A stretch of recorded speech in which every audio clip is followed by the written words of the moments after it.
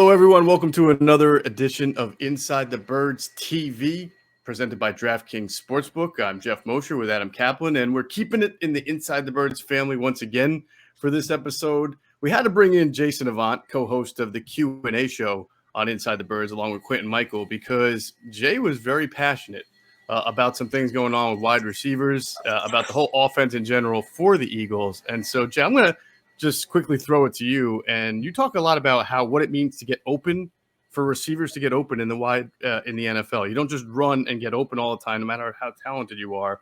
So I wanted you to kind of further explain why that is and what you're seeing with the Eagles receivers in general. Yeah, and just in general as a receiver, we've drafted some guys that have some talent. And one of the things that you can kind of miss is the subtlety of running routes.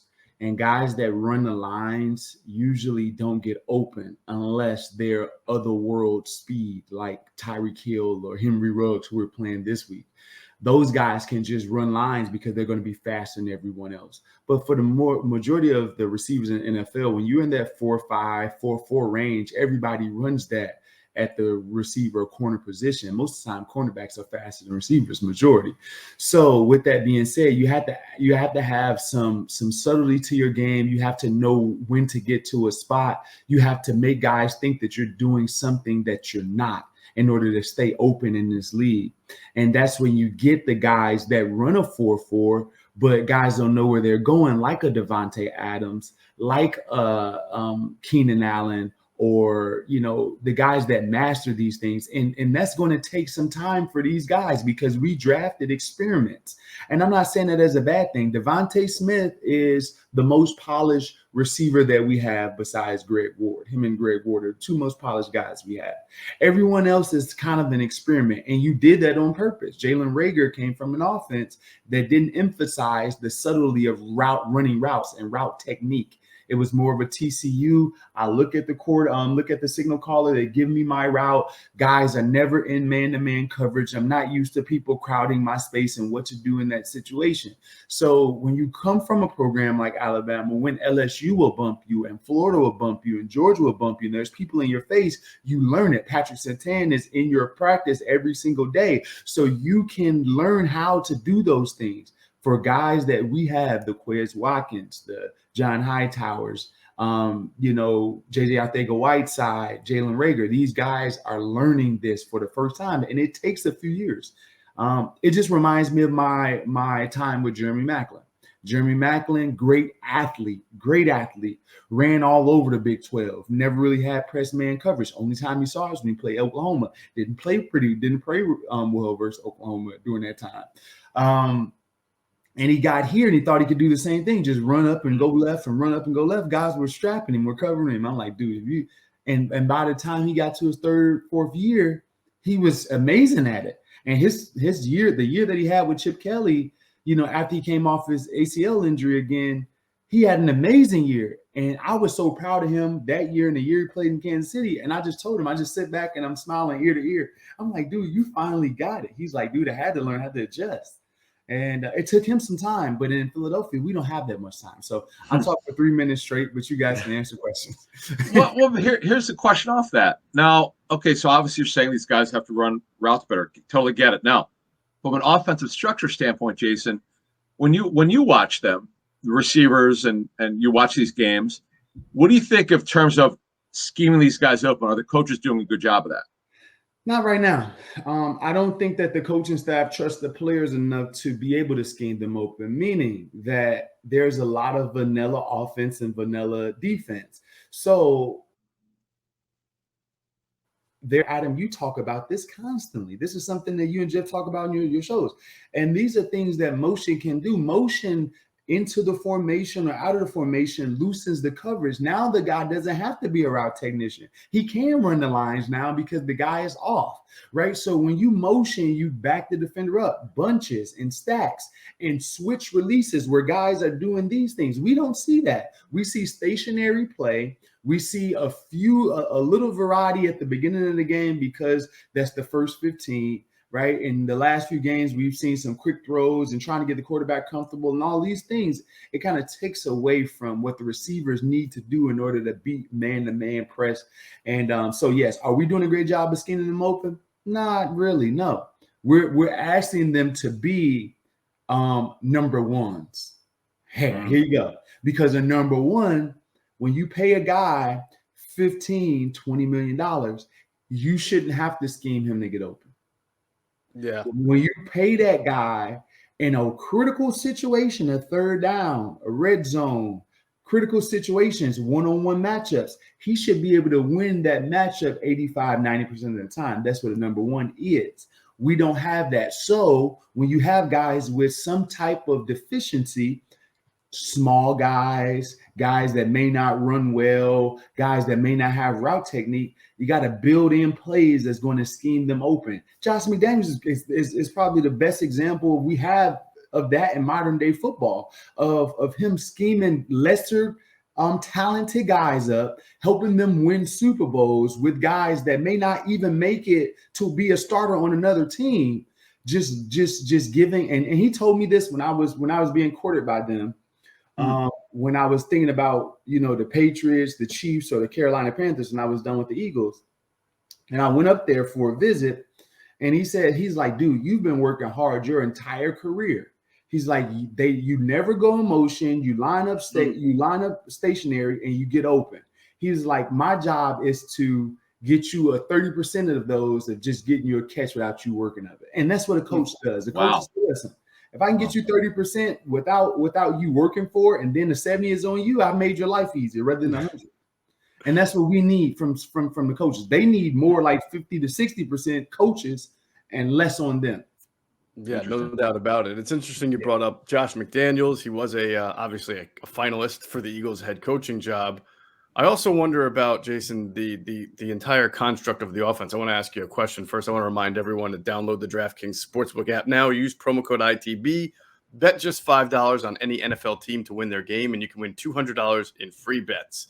And that's with using ITB at DraftKings Sportsbook, an official sports betting partner of the NFL. So I noticed that you have two really good wide receivers on the Rams, right? Cooper Kupp and Robert Woods, who always seem to have good years with Jared Goff, and now they're both looking like all pros, especially Kupp, now that they bring in Matthew Stafford. And that made me think about the Eagles situation. I wonder who would help who more. Would it be better for Jalen Hurts if he had technicians the way Wood and Kupp are, or would it help Smith, Rager, Watkins if the quarterback play was a little bit more consistent, like like the Rams are now getting with Stafford as opposed to Goff? I know it's a complicated question, but I do wonder which one is really, impacting the other most. Well, that's a very, very tough situation to kind of decipher, filter through. I don't know if I'll give you both sides. Okay. So even if the receivers were winning at a high level, the Eagles would still probably be, instead of 2-4, they'd probably be, 3-3, right? So even if they were, because there's so much more involved in why the offense isn't successful than the receiver play. But if the quarterback was different and the quarterback understood the offense in its totality, it would help the younger receivers out because the demand is greater, the trust is greater, and ball placement when these younger guys do win, we've seen Jalen be inaccurate at times. There's some times that Jalen Rager has been wide open. There's some times where Devontae Smith has been wide open. There's some times where Quez has been wide open. We haven't hit that throw. We have an established player, and let's put some respect on Stafford's name now. He's one of the better throwers of the football in the National Football League when it just comes to arm talent. Right. Does his resume as a Detroit Lion get in that equation? That kind of skews it. But he's always been a guy that's the Detroit Lions their only success has been on his arm. And they made a playoff run, or not run when they beat the Cowboys, I think, in the playoffs one time. So he's in the upper echelons of quarterbacks in the National Football League.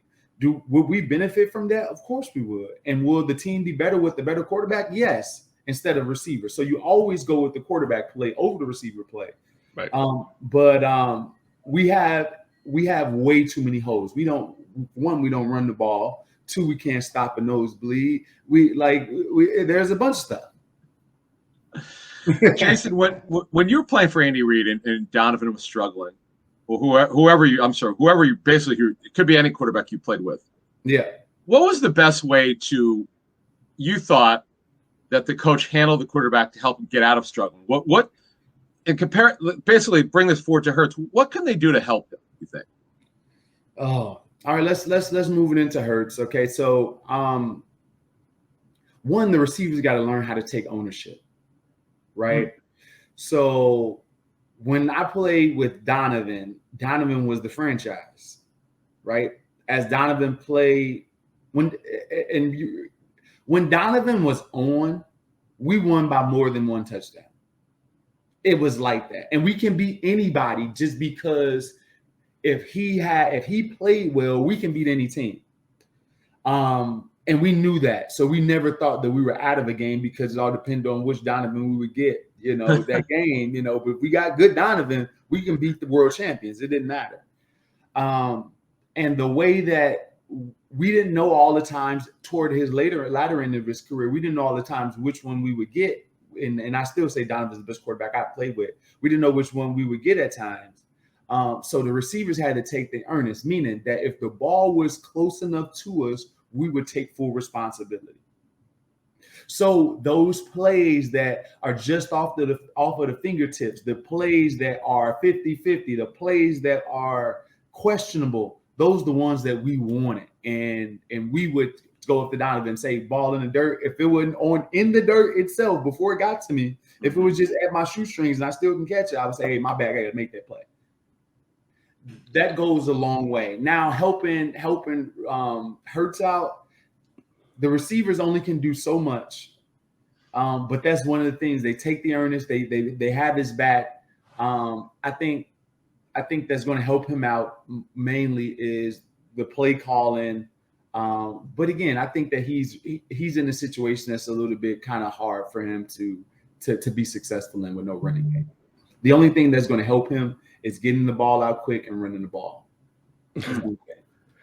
So we've talked a lot about, all 3 of us at different times, and you guys and you and Quentin Michael have talked about how the offense feels like it's overly designed to just make Jalen Hurts, 1 read, no read plays, very comfortable as possible. Uh-huh. And this past week, Nick Sirianni was asked, what can he do to get more consistent play from Jalen Hurts? And his answer was, I have to make him more comfortable, whether we're doing drop back, whether we're doing play action, whether we're doing screens. So his answer was, I have to make him more comfortable. What does that make you think when you hear him say that? That he does. So what does it mean? It means that, one, that he doesn't trust the protection and he doesn't trust what he's seeing, or he doesn't know what he's seeing. And that's what comfort is, right? So when you're comfortable in a situation, you kind of know the questions that are being asked. If you're doing an interview, when you're comfortable in a situation, you know the test, the answer that's on the test because you studied. You're comfortable in that situation, even though it's a stressful situation. And the same way it is, the same way on the football field. The football field, you're comfortable if you know the blitzes that the other team is doing, and you can see where the 3 technique is and where the safety is and which linebacker is showing, and here comes the outside blitz, or here comes the stunt, here comes this. You're comfortable with it. And what Nick Sirianni is saying, in fact, or I won't say in fact, but a high possibility is that Jalen does not recognize what he's seeing, therefore he's not comfortable.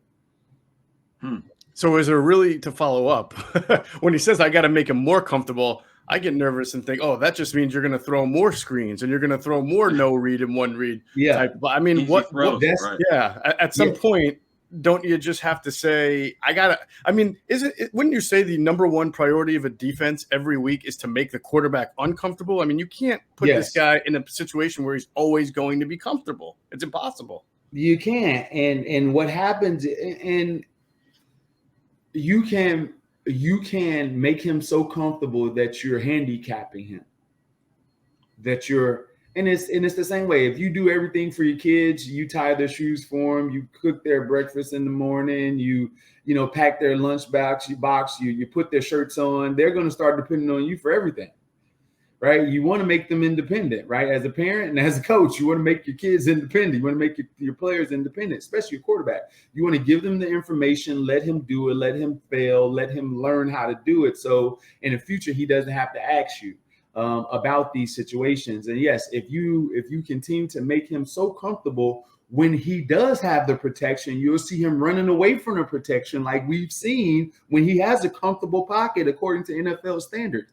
These past few games, especially last game's first couple series, Jalen Hurts is running chasing ghosts. Like he's running out of there when there's a clean pocket to make a play in. And, so it scares me too, Geoff. It scares me too because it's going to be a more creative screen or, what you're saying is that I need to take the game out of his hands. That's what it sounds like to me. Right. Jason, could a veteran receiver help this group and these coaches? Would that be a smart thing to help them with? Is getting someone there who's done it before? Yeah, it depends on which veteran it is, right? Because there's some veterans that need assistance get open. And then you got to understand something. Veterans that the Eagles probably can get want to be other places that have an opportunity to win. That's where the Eagles are struggling, right? There's reports that saying, and even from the receiver standpoint, Emmanuel Sanders this summer didn't want to come to the Eagles. Why would he come there? He's like, I'm at the end of my career. I want to win another Super Bowl, so I go to the Bills, or I go to a team that's a contender, right? And it's not many. The league has phased out a lot of veteran guys. When you go down the list, the veteran guys that are on the team now are the money men. There's not many guys that are not rookies. It's either you're a superstar or you're, a young player. The guys that are in between are not so anymore. It's just it's a weird dynamic, So unless that guy can be, we can find a guy that can get open in his one-on-one matchups, it's not worth it. Because I wouldn't want to take away the development of these younger receivers, because even though they're not getting open the way that at the frequency you want them to get open, they're still testing and trying, they're learning, so they're going to be better in the future for it. Unless you can get a guy that's a guaranteed matchup winner, it's not worth it. It's crazy to think now in retrospect that here we are, week 7. Last year, the Eagles bent over backwards to get Alshon Jeffrey on the field. He's not even employed right now. I don't think he signed with anybody. He didn't get cut and paid. He just never was signed. He wasn't mentally prepared to play, and mentally, if you're not ready mentally, his foot injury, everyone said, the staff and those people, said that he should be further along, but mentally he wasn't ready for it. And that happens sometimes. And that happens to older guys when they've got their money, they've got their Super Bowl, sometimes there's no incentive. And I think that, he knew that he was headed at the end of his career. And that's why it was such a big mistake to waste Travis Fulgham's development, waste Hightower's development, waste Jalen Reagor's development for him and Deshaun. And Deshaun is a situational player now. He's a deep ball guy. He's not going to try hard on those underneath patterns. He's not going to try hard on a slant or, stuff like that. He wants to get the touchdown because he's trying to make the Hall of Fame. If I can get, another 10 60-yard plays, they got to consider me, So 60-yard touchdown, they got to consider me as the most explosive player ever, Right. So, when you get older, you start making business decisions. I thought that was one of those. Awesome. Real quick, I want to tell everybody to make sure they're downloading BetQL, our friends. And if you need, they got all your gambling and all your research needs, so you can go find them at the App Store or the Google Play Store. Use promo code ITB and you'll get 25% off payments at checkout. So that's our friends at BetQL. Jay, how imperative is it at some point, if not this week, then soon after, Dallas Goedert will return to the team and he'll be that number 1 tight end without Zach Ertz? How important is it for this offense to kind of get some flow and rhythm going, that they figure out a way to get him on the same page with Jalen Hurts? I think I think this is a good time to kind of force the issue with a few players. I think that as an offensive coordinator, you have to force the issue with Dallas Goedert, and you got to force the issue with Miles Sanders, and let the chips fall where they may. And I think that's a better approach than not running the football at all and not giving it to your best playmaker in the passing game with the best mismatch each and every week. So, and even though the fans will be mad that you lose games, they won't fault you for trying to get it to the guys that they in the same light view those players as the same player. They view Dallas Goedert and Miles Sanders as two of your best players. So I think you can't fail by trying to force the issue. So yes, Dallas this should have happened way before week 7 with the Zach Ertz thing, because you knew that Zach and all of his greatness and the type of person he is in Philadelphia and all of his grandeur as an Eagle and go in the Eagles Hall of Fame and all those things. It was time to let Dallas go once you let him be the number one guy once you paid him that money, and he's the better player at this stage in his career. He just flat out is. So I'm looking forward to it, but hopefully Sirianni can force the issue, because there's no way that Devontae Smith or Zach Ertz or Quez Watkins should have more targets and more catches than Dallas Goedert. Shouldn't happen. I can't disagree, man. No, very well said, Geoff. Yep, very well. I tell you what, this breakdown opened my eyes in terms of what to look for, because I'll be looking for this. I'll be looking for the route running for these guys. I'll look at and see if they could scheme these guys open. You did a great job of outlining a lot of our questions. A lot from our listeners from YouTube, I know they've had these questions about the pass game and the structure, so we've got them answered. Yes, sir. Yeah, especially on the wide receivers, because people are having trouble figuring out, are they not as good, or is the quarterback play or the play calling hurting them? I mean, obviously there's all of it in there, but I think you did a really good job of breaking down what to expect from this young group of wide receivers. Appreciate you, everybody. Make sure you're listening to Q&A show on Inside the Birds. It dropped Thursday morning at 6. You can still hear it. Still tons of great breakdown for this game against the Raiders coming up. But of course, next week they'll recap the game and look forward to the Lions Thursday morning, 6 a.m. Jason Avant, Quentin Michael. Be sure to check out our friends at Sky Motor Cars. Just go to skymotorcars.com. Whether you're buying or trading in a vehicle, you'll get the best deal. That's Sky Motor Cars out there in Westchester, PA. For Jason Avant, Adam Caplan, I'm Geoff Mosher. Thanks again for watching Inside the Birds TV.